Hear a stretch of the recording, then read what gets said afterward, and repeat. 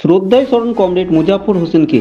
ভারতের communist party মার্ক্সবাদের Paschimbanga রাজ্য কমিটির প্রাক্তন সদস্য, মুর্শিদাবাদ জেলা সম্পাদক মণ্ডলীর প্রাক্তন সদস্য, অবিভক্ত নবগ্রাম জোনাল কমিটির প্রাক্তন সম্পাদক, সর্বোপরি নবগ্রামের জননেতা কমরেড মুজাফফর হোসেন গত ৩রা জানুয়ারি প্রয়াত হন।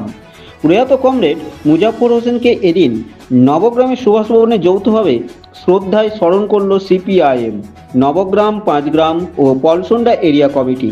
তার প্রতিকৃতিতে ফুলমালা দিয়ে শ্রদ্ধা জানান পার্টি কর্মী থেকে নেতৃত্ববৃন্দ।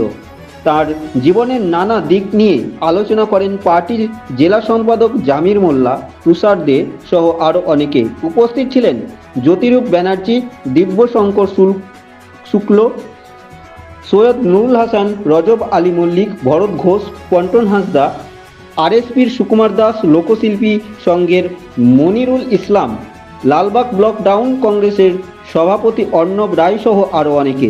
তার পরিবারের পক্ষ থেকে উপস্থিত ছিলেন ভ্রাতা মুর্শেদ হোসেন, সভাপতিত্ব করেন মুকুল মণ্ডল। নবগ্রাম থেকে তুষার খান রিপোর্ট, KTN বাংলা টিভি। এই ঘটনাকে ঘিরে আমি এসেছিলাম এবং ছাত্রদের নিয়ে সভা করি। এখানেই কমরেড মুজাফফরের সাথে আমার পরিচয়, আমার আলাপ এবং ঘনিষ্ঠতা। কমরেড মুজাফফর তার এই অল্প বয়সে, তার কৈশোরে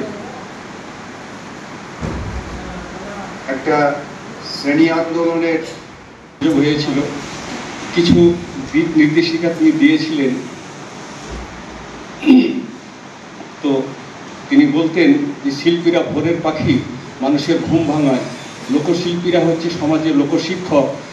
তাদের সামাজিক মর্যাদা, তাদের অর্থনৈতিক অবস্থার কথা বুঝতেন এবং একটা দীর্ঘ লড়াই করে তাদের দাবি দাওয়া আদায় করেছিলেন। আজকে যে কারণে লোকশিল্পীরা সামাজিক পরিচয়পত্র পেয়েছেন, তারা বহাল ভাতা নামে একটা সামান্য আর্থিক সহযোগিতাও পান।